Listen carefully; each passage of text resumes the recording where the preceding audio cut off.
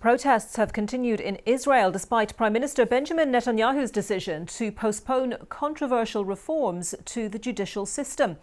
In unprecedented events, the country's biggest trade union called a strike, and Israelis watched society close down around them on Monday.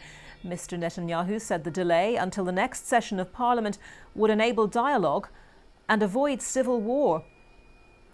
Well, our Middle East correspondent Anna Foster is in Jerusalem for us. Anna, hello to you. Avoid civil war. Strong words from Benjamin Netanyahu, perhaps an indication of quite how worried he is by these protests. But the protests are continuing, aren't they? They did. Last night on the streets, you had the demonstrators who have been out for 12 weeks or so now at regular intervals protesting against these judicial reforms. But also last night, the right-wing element of the Israeli government called for their supporters to come onto the streets as well, because, of course, it's important to remember that there are people here in this country who back those judicial reforms as well. The reason that the government is even in a position to consider bringing them is that it won enough seats in the last election to put together a coalition to try and get that legislation through. So last night both groups were on the streets up and down the country. There were some isolated racist attacks. There were some clashes as well that happened in certain parts of the country. This has been really problematic for Benjamin Netanyahu. What he announced last night in terms of a delay was not what the people who are against this legislation want. They want it to be scrapped altogether. So while this takes the heat or some of the heat out of the situation for now, it is not the solution to this problem.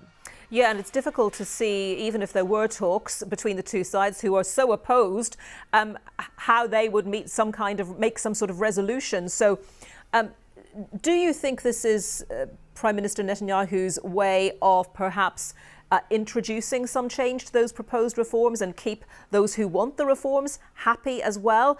Or is he just trying to buy some time? Oh, that's a really good question. It could go either way. Certainly he needs to buy time, because that strike that started yesterday morning, that strike which saw everything from shops and banks to closed down to hospitals only treating emergency patients, to flights not leaving the main airport, that really brought things to a head. So that meant that he did need to try and buy some time, because the country was becoming paralysed in a way that over the last 12 weeks or so, the impact of these protests has been felt, but it hasn't shut the country down in quite the same way. I think when the talks begin, yes, concessions on both sides will have to be talked about. We heard last night as well that one of the far right elements of the government, Jewish Power, and Itamar Ben-Gvir, who is the National Security Minister, have been promised the establishment of a new National Guard here in Israel, which would fall under his control. Now, that's something that's been talked about before, but the timing was really suggestive. The fact that we've got a delay, but we've also got one of the coalition partners being handed something that they had been pushing for. And I think that gives you a flavour of some of the negotiations, some of the horse trading really that's going to be happening over the next few weeks, because this legislation will reappear in the next parliamentary session. It's only been delayed for a short while, and all of these problems will start to pile up again. Anna, thank you very much. Anna Foster in Jerusalem.